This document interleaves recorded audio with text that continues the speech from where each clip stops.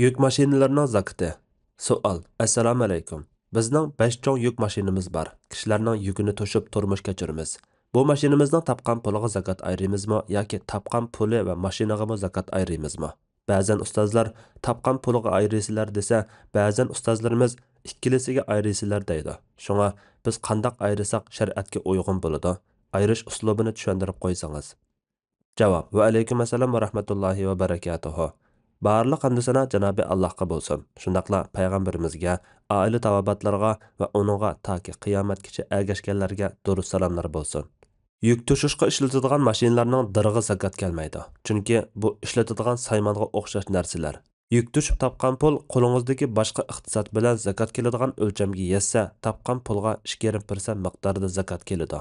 Zakat keladigan o'lcham 85 gram oltin qiymatidir. Qo'shimcha izohat.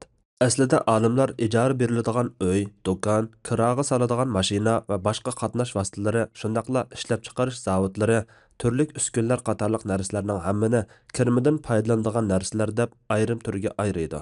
Bularning zakatini qandoq ayrish masalasida bir qism olimlar ashu narsalarning qimmati baholanib, butun qimmatiga kirimi bilan qo'shib 2,5% miqdorda zakat beradi deb qaragan.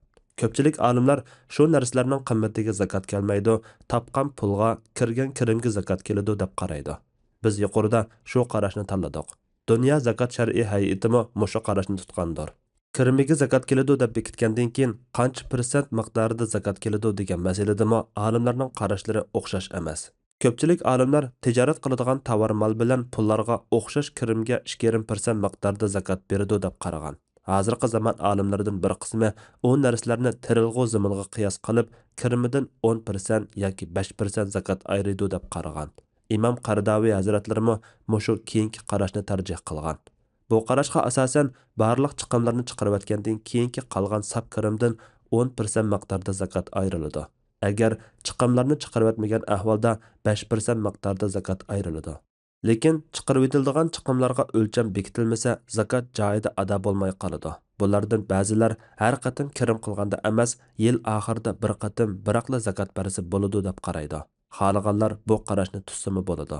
Biroq ularning bu usuli zakatni hisoblash jihatdan qiyin bo'lg'achqa, yana asoslangani qiyos bo'lg'achqa, uningga qaraganda qadimki olimlarning qiyosi texmi jonliq, qarashi qulaydir. Biz yuqorida shu qarashni tanladik. Tanlagan qarashga asosan bu turli kirimlarning zakatini ayrishda munolarga diqqat qilindi. Birinchi, bu xil kirimning zakati garchi bir tarafdan ziroat husullariga o'xshab qoladigan bo'lsa-mu, biroq hisoblash qulay bo'lishi va yana namratlarning manfaati uchun har qatim kirim qilganda emas, yilning oxirida bir qatim zakat beriladi. Ba'zilar har qatim kirim qilganda zakat beradi deydi. Lekin ba'zilar har kuni, ba'zilar har oyda bir kirim qiladigan bo'lg'achqa, birinchidan, har qatimqi kirimlar ba'zida zakat berish o'lchamiga yetmaydigan, bir yillikni jamlasa andin o'lchamiga yetadigan bo'lg'achqa, ikkinchidan, har qatim qilgan kirimga zakat ayirib o'ltirish intayin qiyin bo'lg'achqa, yil oxirida bir qatim zakat berish muvofiq.